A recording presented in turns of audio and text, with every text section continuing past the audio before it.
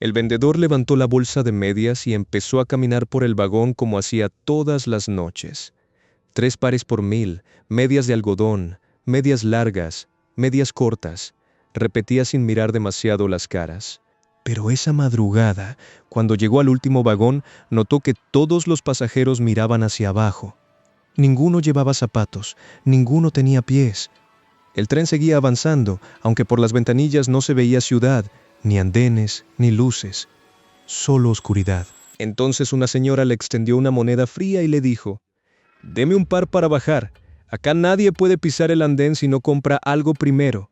Esta noche conoceremos 5 historias paranormales ocurridas a vendedores ambulantes. Personas que trabajan caminando calles, trenes, ferias, playas, barrios y avenidas, cargando bolsas, canastos, cajas, carros o bicicletas. Vendedores que aprenden a leer el clima, la cara de la gente, los horarios, los lugares donde conviene quedarse y los sitios donde es mejor no insistir. Pero hay noches en las que un cliente no viene del barrio, una moneda no pertenece a este tiempo o una mercadería común empieza a servir para otra cosa. Porque vender en la calle significa cruzarse con cualquiera, incluso con quienes ya no deberían estar comprando nada. Comenzamos. Me llamo Ezequiel Lagos y durante varios años vendí medias en los trenes del conurbano bonaerense. No era un trabajo fácil, pero uno se acostumbra. Subir en una estación, caminar por el vagón, ofrecer rápido, no molestar demasiado. Mirar si sube control, bajar antes de que te saquen, volver a subir en otra formación. Yo llevaba una bolsa negra enorme con paquetes de medias, deportivas, finas, cortas, largas, escolares.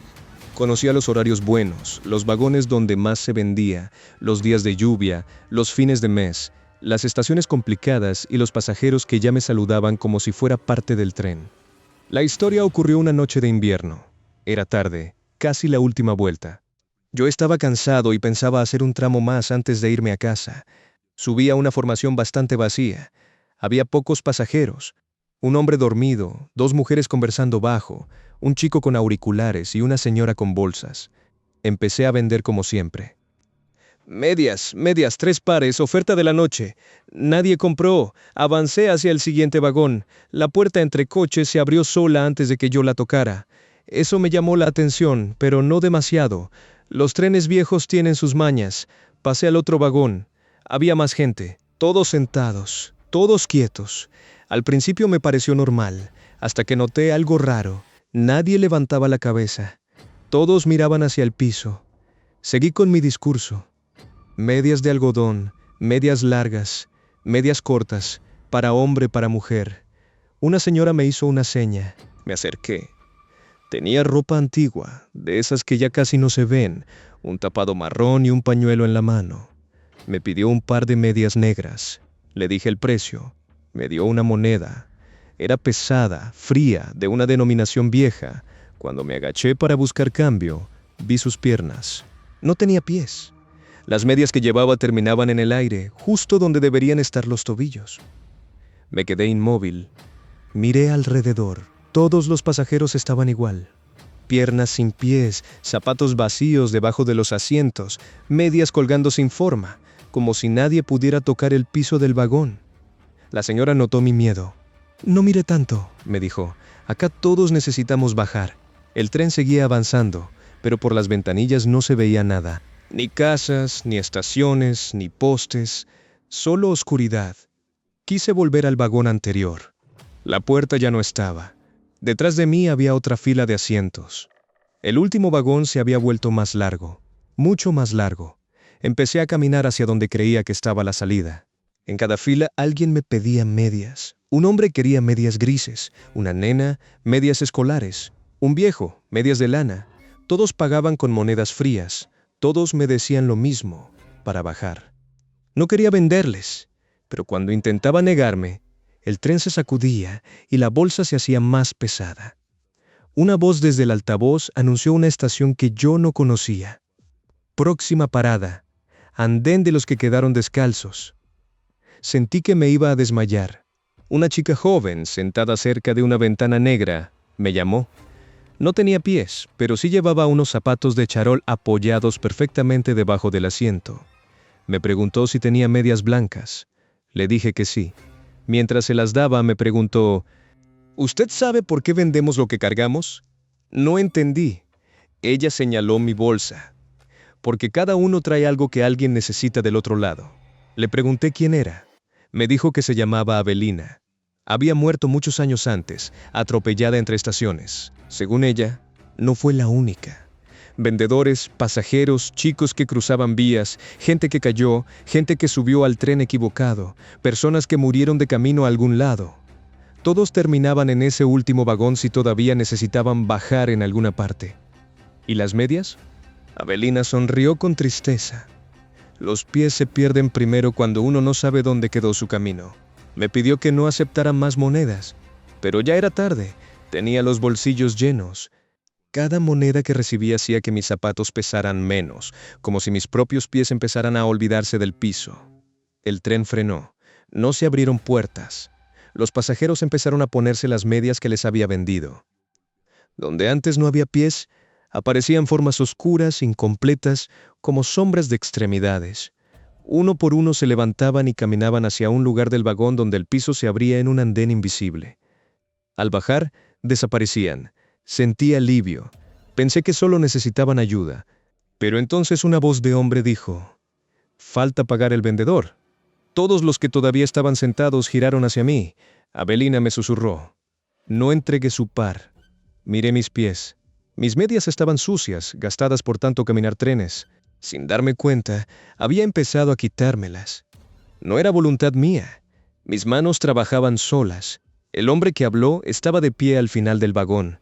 Era alto, con uniforme de guarda antiguo. Me extendió la mano. Todo vendedor paga con mercadería o con camino. Le pregunté qué quería, sus medias o sus estaciones. Si le entregaba mis medias, tal vez mis pies quedarían atrapados allí. Si entregaba mis estaciones, quizá olvidaría cómo volver a casa, dónde bajar, qué tren tomar, quién me esperaba. Avelina hizo algo inesperado. Tomó un paquete de medias de mi bolsa y lo arrojó al piso. El paquete se abrió, y las medias se multiplicaron como si la bolsa no tuviera fondo. Los pasajeros se lanzaron hacia ellas, no con violencia, sino con desesperación. El guarda intentó detenerlos. Yo corrí. No sé hacia dónde.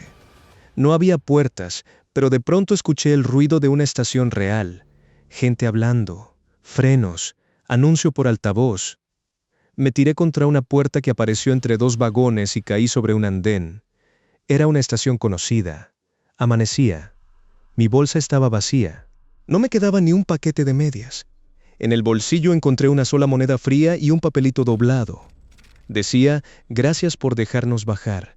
No venda en el último vagón si el tren no muestra ventanas». Dejé de vender de noche durante un tiempo. Después volví, porque necesitaba trabajar. Pero nunca crucé al último vagón si la formación iba demasiado vacía. Algunos vendedores se ríen cuando les cuento. Otros no. Un muchacho que vende golosinas me dijo que una vez escuchó mi voz ofreciendo medias en un tren donde yo no estaba. Bajó de inmediato. Hace poco en una estación, una nena se me acercó. Me entregó un paquete de medias blancas, nuevo, sin marca. Me dijo Avelina que se las devuelva, dijo. Le pregunté dónde estaba esa Avelina. La nena señaló una formación detenida en el andén contrario. El último vagón estaba lleno de gente sin pies. Y todos, absolutamente todos, me miraban como si todavía me faltara cobrar una parte. La primera historia ocurre en trenes nocturnos, donde un vendedor ambulante descubre que su mercadería puede servir como boleto para quienes nunca llegaron a destino. La segunda experiencia pertenece a una mujer que vendía paraguas en días de tormenta, hasta que una lluvia comenzó a caer únicamente sobre sus clientes.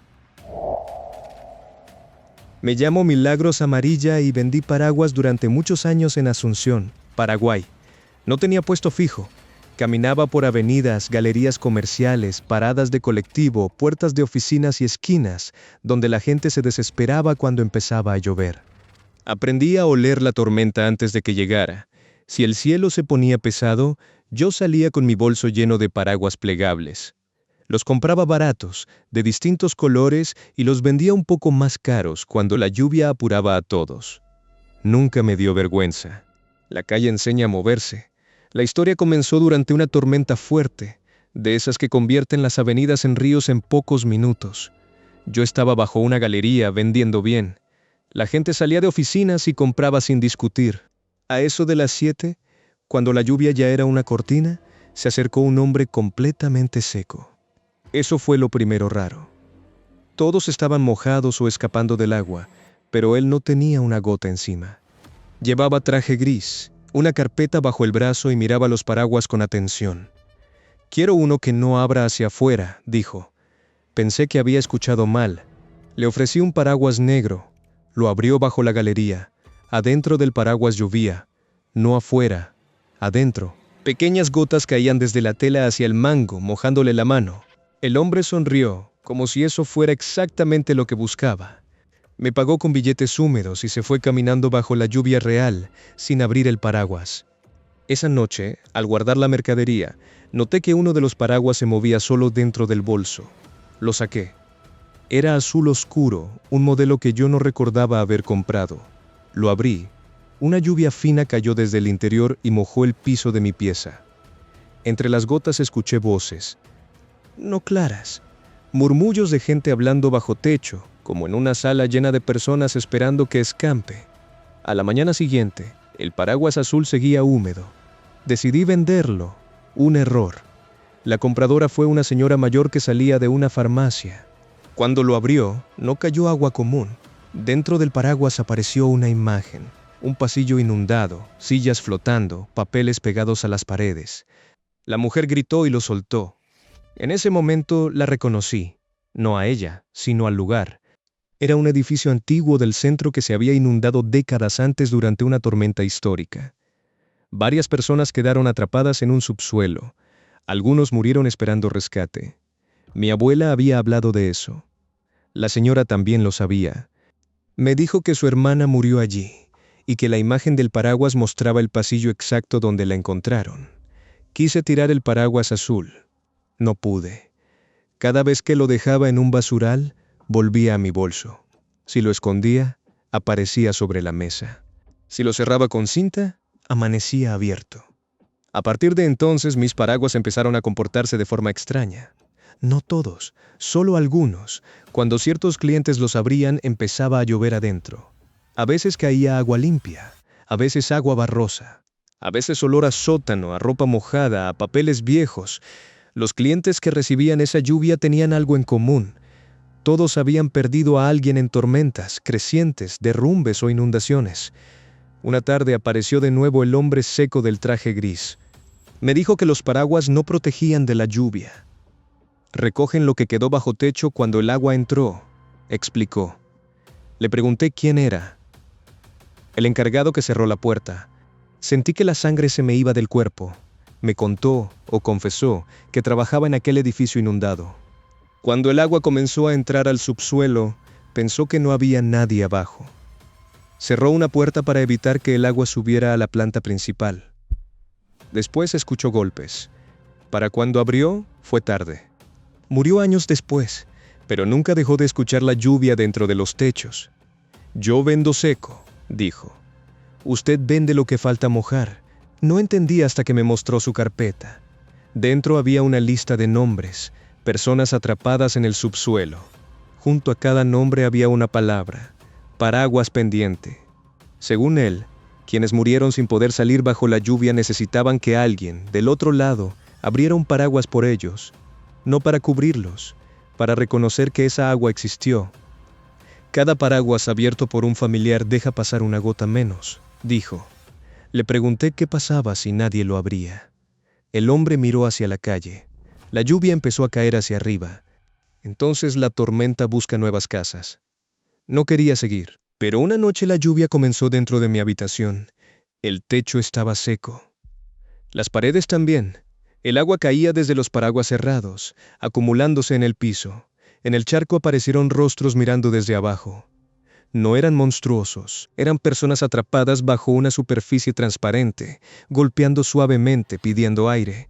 El paraguas azul se abrió solo. Una voz de mujer dijo, «Mi hermana todavía compra medicamentos en la farmacia». Recordé a la señora mayor. La busqué durante días.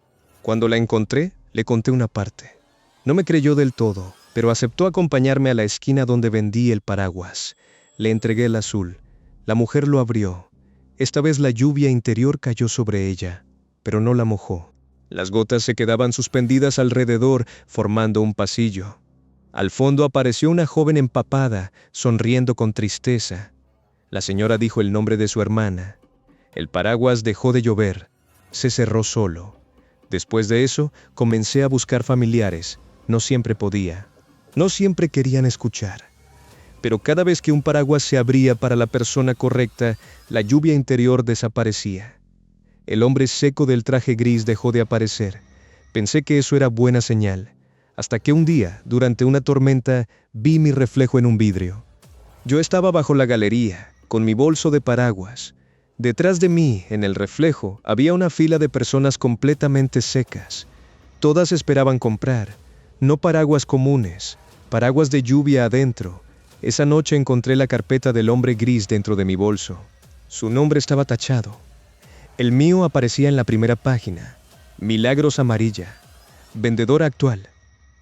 Desde entonces, cada vez que llueve, alguien me llama. No por teléfono. Desde los paraguas. A veces los escucho susurrar antes de abrir el bolso. Hoy sí va a escampar para nosotros. La tercera historia nos lleva a una feria de altura, donde un vendedor ambulante de pilas y linternas comenzó a recibir clientes que no buscaban luz para ver el camino, sino para iluminar el último cuarto donde habían sido olvidados. Me llamo Tadeo Quispe y trabajé vendiendo pilas, linternas, encendedores y cargadores baratos en ferias de El Alto, Bolivia. No tenía local. Armaba mi manta sobre una vereda o caminaba con una caja colgada del cuello. Vendía lo que la gente necesitaba rápido. Pilas, pilas chicas, linternitas, radios pequeñas, cables, adaptadores. Mi mejor horario era al anochecer. Cuando empezaba a bajar el frío y los puestos encendían luces, la gente recordaba que necesitaba pilas para controles, radios, juguetes, lámparas o velas eléctricas. Un día compré un lote muy barato a un hombre que apareció en la feria con una bolsa de pilas sin marca. Me dijo que eran viejas, pero funcionaban. Las probé en una linterna. Encendieron fuerte, demasiado fuerte. La luz no era blanca ni amarilla. Era como luz de hospital, fría, dura. Le pregunté de dónde las había sacado. De un depósito que ya no necesita luz, respondió. No me importó. Las compré. Esa misma noche vendí varias. La primera clienta regresó a los 10 minutos. Era una mujer joven, con un juguete en la mano. Me dijo que las pilas estaban mal. El juguete, un autito infantil, había empezado a hablar con la voz de su abuelo muerto. Pensé que exageraba. Me mostró.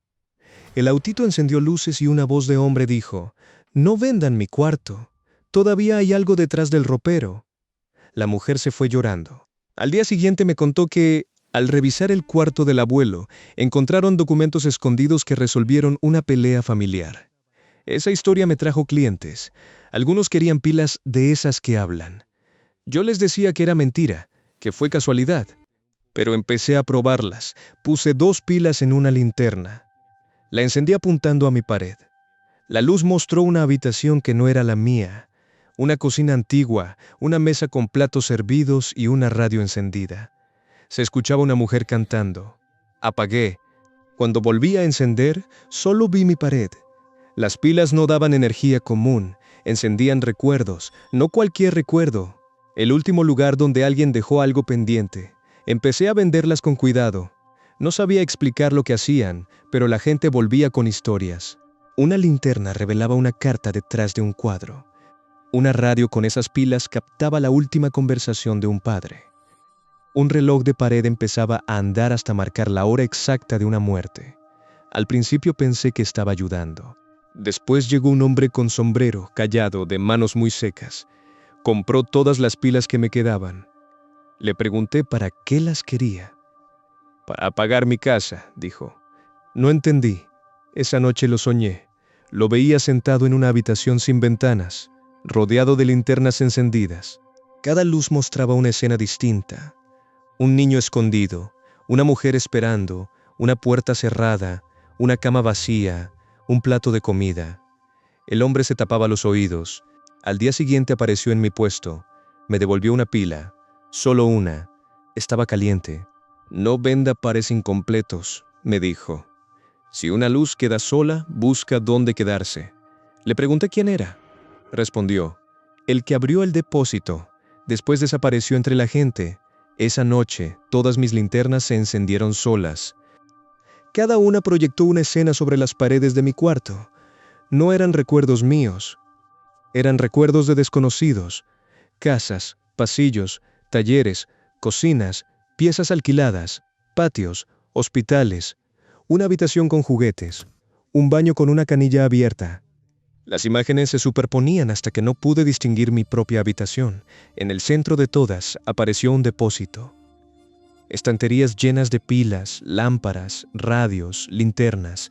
Sobre cada caja había nombres escritos, algunos tachados, otros incompletos. Entendí que el lote que compré no venía de una fábrica ni de un remate común. Venía de un lugar donde se guardaban objetos encontrados en casas de personas fallecidas sin familiares, desalojos, depósitos judiciales, internaciones, abandonos. Aparatos que alguna vez iluminaron vidas y quedaron sin dueño. Las pilas habían absorbido memoria, y al venderlas, yo estaba repartiendo recuerdos que no siempre querían volver a sus familias. Una madre llegó con una linterna y me suplicó que la ayudara a apagarla. Cada vez que encendía, veía a su hijo muerto sentado en la cama, pidiéndole que no donara su ropa. Ella no podía vivir así. Intenté sacarle las pilas. La linterna me quemó la mano. La voz del chico dijo, «Se apaga, me olvida». Comprendí el peligro. Aquello no era solamente consuelo. Era retención. Los recuerdos podían volverse más fuertes que los vivos. Busqué al hombre del sombrero durante semanas. Finalmente lo encontré cerca de un depósito municipal abandonado. Me dijo que él había sido cuidador de ese lugar. Durante años vio entrar cajas con pertenencias de muertos olvidados. Nadie reclamaba nada. Una noche, durante un apagón, encendió una linterna con pilas viejas y vio a todos los dueños de los objetos parados entre los estantes. Desde entonces, el depósito no volvió a quedar oscuro. La luz no los libera, me dijo. Los fija. Le pregunté cómo detenerlo. Hay que devolver cada pila al objeto correcto o dejar que se descargue frente al nombre verdadero. Parecía imposible, pero comencé a rastrear ventas. Busqué clientes, recuperé pilas, escuché historias. Algunas personas no querían devolverlas. Otras me las arrojaban con miedo. Cada pila recuperada debía ser encendida en una habitación oscura mientras alguien pronunciaba el nombre de la persona asociada al recuerdo. Si el nombre era correcto, la luz bajaba lentamente hasta apagarse. Pero muchas pilas no tenían nombre. Esas eran las peores. Mostraban cuartos vacíos, manos sin rostro, mesas preparadas para nadie. Una de ellas mostraba siempre mi puesto en la feria. Al principio creí que era el presente. Después noté detalles distintos. Mi caja rota, mi manta sucia, gente caminando sin verme. En esa imagen yo no estaba vendiendo. Yo era parte de la mercadería. El hombre del sombrero me advirtió. El que reparte recuerdos sin dueño termina siendo recordado por objetos. Dejé de vender pilas. Vendí frutas un tiempo, luego ropa usada, después cargadores nuevos con factura. Pero las pilas seguían apareciendo en mi casa. Dentro de zapatos, ollas, bolsillos, bolsas de pan. Hace poco mi hijo me regaló una linterna pequeña para emergencias. No sabía la historia. Cuando la encendí, la luz mostró una pieza que no conocía. Había una cama, una mesa y una caja de vendedor ambulante. Sobre la mesa había una pila sola. La luz enfocó una pared. En esa pared estaba escrito mi nombre completo. Debajo decía, recuerdo pendiente. No apagar hasta que alguien lo compre. Desde entonces duermo con las luces normales encendidas. No por miedo a la oscuridad. Por miedo a que una oscuridad demasiado completa haga funcionar otra vez esas pilas. La cuarta historia pertenece a una vendedora de globos en una rambla costera que descubrió que no todos los globos tiran hacia arriba. Algunos están atados a cosas que quedaron demasiado abajo. Me llamo Yamila Sosa y durante varios veranos vendí globos en la Rambla de Montevideo. Globos comunes, metalizados, con formas de animales, estrellas, corazones, personajes de moda. Caminaba con un manojo enorme atado a la muñeca y ofrecía a familias, turistas, chicos que paseaban con sus padres. Era un trabajo cansador, pero me gustaba. Los globos tienen algo especial. La gente los mira y sonríe antes de comprar, incluso los adultos. Mi problema empezó con un proveedor nuevo. Me vendió una tanda de globos plateados con forma de pez. Eran lindos, llamativos y flotaban muy alto. Los compré todos. El primer día vendí varios. Una nena que recibió uno empezó a llorar a los pocos metros. El globo, en vez de subir, tiraba hacia abajo. No mucho, pero lo suficiente para doblarle la muñeca. Su madre vino a reclamar. Le cambié el globo por otro. Cuando tomé el pez plateado, sentí un tirón hacia el suelo, como si del otro lado del hilo hubiera algo pesado enterrado bajo la rambla. Lo solté. El globo no subió. Quedó flotando a la altura de mis rodillas, tirando hacia abajo, con el hilo tenso contra el piso. Esa noche me llevé los globos sobrantes a casa. A las 3 de la madrugada desperté por un ruido suave en el techo. Los globos golpeaban contra arriba, pero los hilos no colgaban. Estaban estirados hacia el suelo, clavados entre las tablas del piso como raíces. Intenté cortar uno.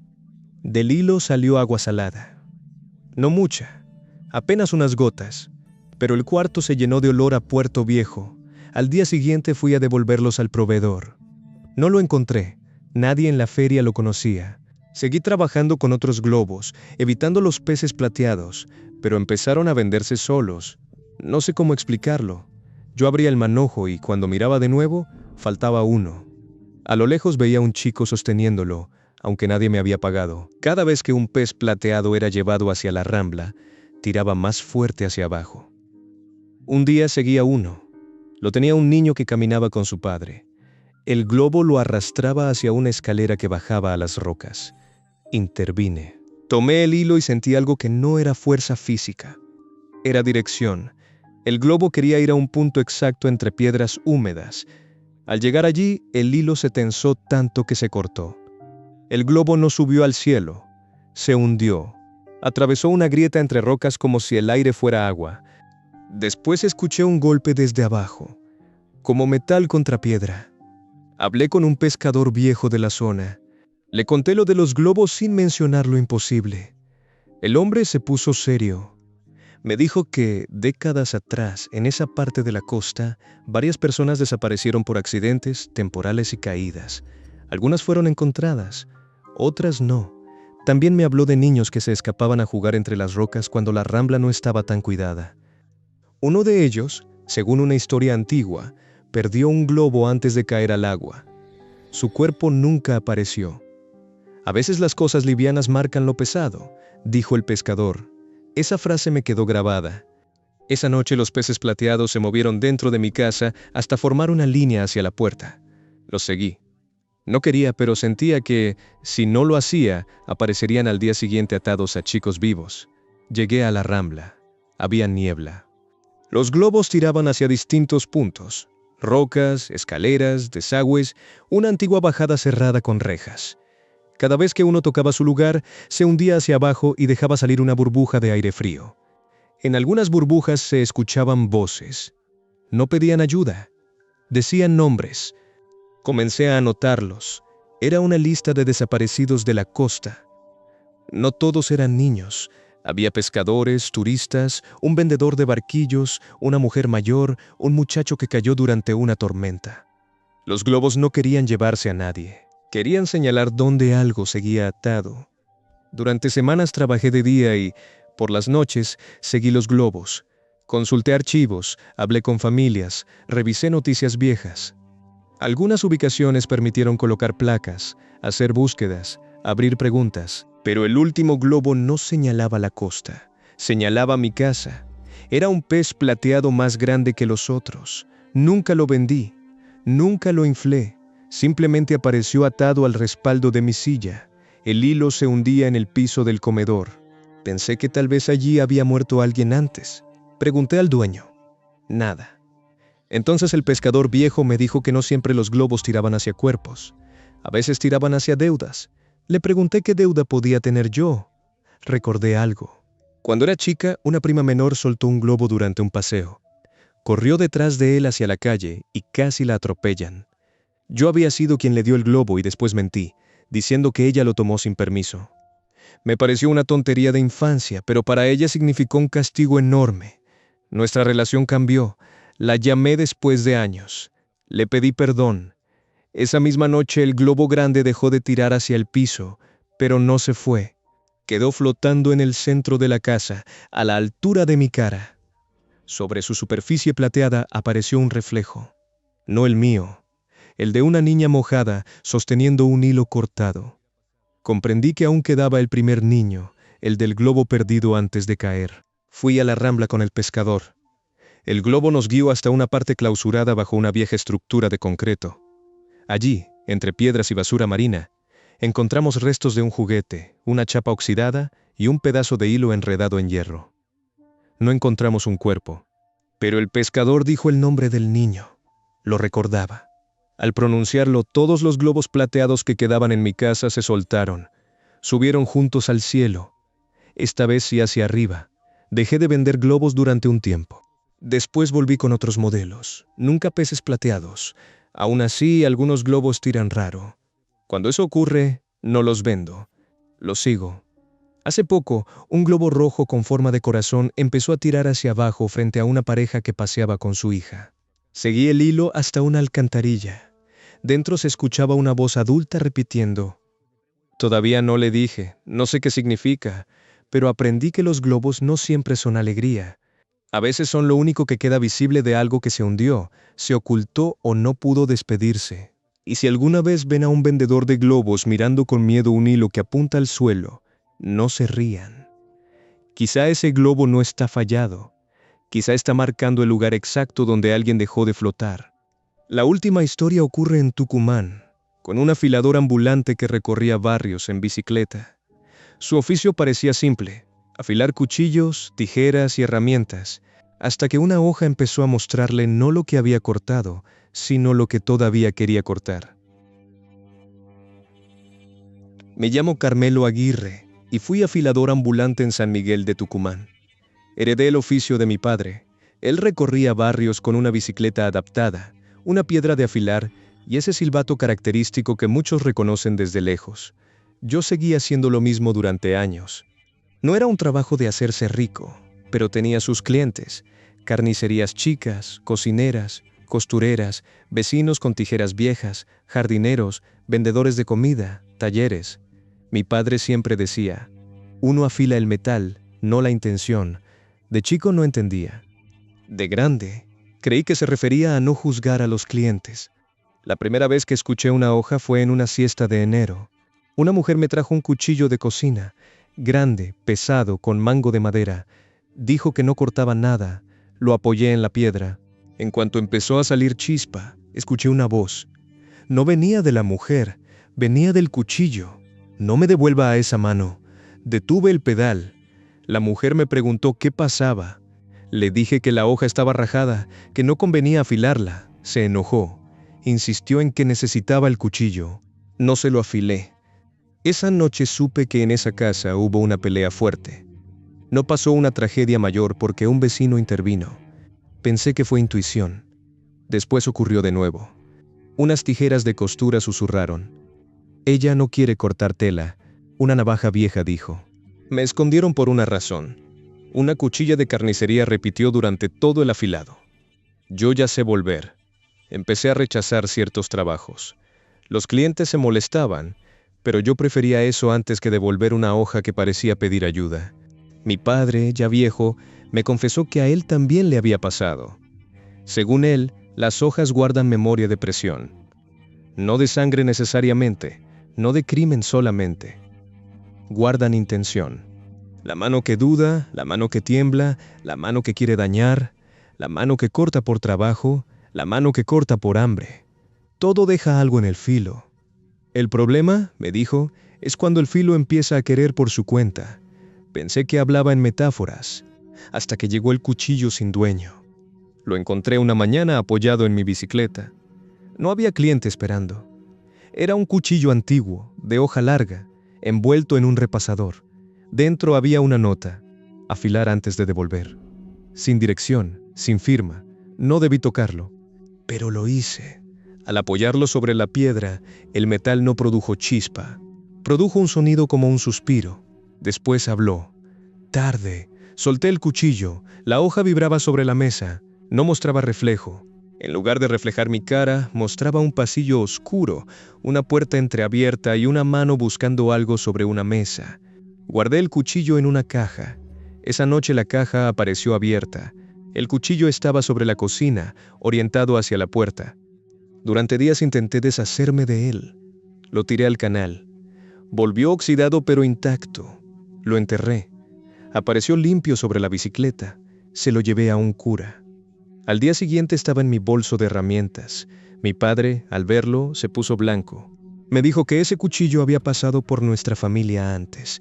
Lo afiló mi abuelo, luego mi padre, y ambos intentaron rechazarlo. Pertenecía a un caso antiguo del barrio. Un hombre lo usó en una tragedia doméstica y después, según se decía, el cuchillo desapareció antes de ser entregado a la policía. Desde entonces volvía cada cierto tiempo a manos de afiladores, como si necesitara filo para completar algo. «No lo afiles», me dijo mi padre. «Si recupera filo, busca mano». Le pregunté cómo se lo detenía. «Hay que quitar la intención, no metal». Eso parecía imposible. El cuchillo empezó a atraer otras hojas. Clientes llegaban con herramientas que, al acercarse, vibraban. Tijeras, navajas, serruchos, cuchillas. Todas apuntaban hacia la caja donde lo guardaba. Una noche, el silbato de afilador sonó solo en el patio. Salí.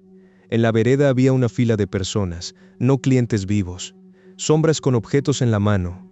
Cada una sostenía una hoja oxidada. No hablaban. Esperaban turno. El cuchillo antiguo estaba sobre mi piedra. La rueda de la bicicleta empezó a girar sola.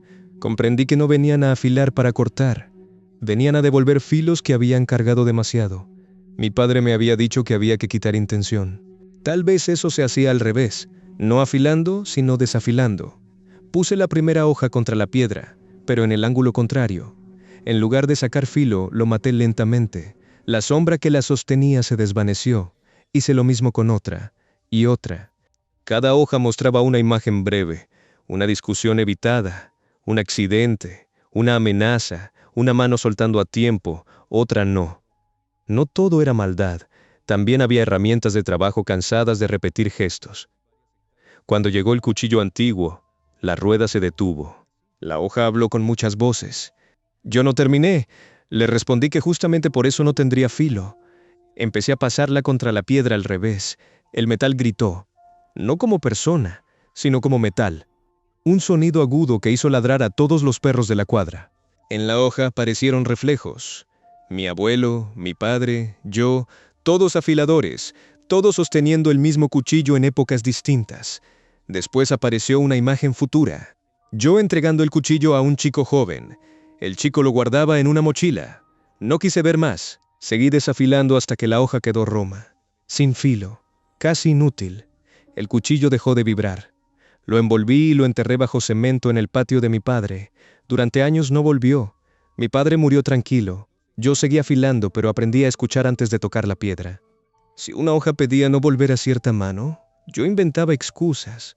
Si una tijera lloraba, la dejaba sin filo. Si un cuchillo mostraba una intención oscura, lo rechazaba. Hace poco dejé el oficio. Vendí la bicicleta a un muchacho del barrio que quería empezar. Antes de entregársela, revisé todo. La piedra, el pedal, el cajón. No había nada raro. Esa noche, en mi casa, escuché el silbato de afilador. Salí. La bicicleta estaba en la vereda, aunque yo ya la había vendido. Sobre el asiento había un repasador viejo. Adentro, el cuchillo antiguo. La hoja seguía roma. Pero tenía una nota nueva. Afilar antes de devolver. Nuevo aprendiz confirmado. Corrí a buscar al muchacho. No estaba en su casa. Su madre dijo que había salido a probar la bicicleta por el barrio. A lo lejos escuché el silbato, y después, muy bajo, el sonido de una piedra girando sola, sacándole filo a algo que no debía volver a cortar jamás.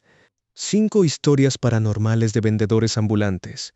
Un vendedor de medias que cruzó al último vagón de un tren imposible. Una mujer que vendía paraguas con lluvia atrapada adentro. Un feriante cuyas pilas encendían recuerdos de muertos olvidados. Una vendedora de globos guiada por hilos que tiraban hacia lugares hundidos y un afilador que descubrió que algunas hojas conservan intención propia. Ahora les pregunto a ustedes, ¿cuál de estas experiencias les pareció más inquietante? Y si una noche, caminando por la calle, un vendedor ambulante les ofreciera algo común, un paraguas, unas medias, una linterna, un globo o un cuchillo recién afilado, pero ese objeto pareciera saber demasiado sobre ustedes, ¿lo comprarían igual o seguirían caminando sin mirar? ¿Atrás?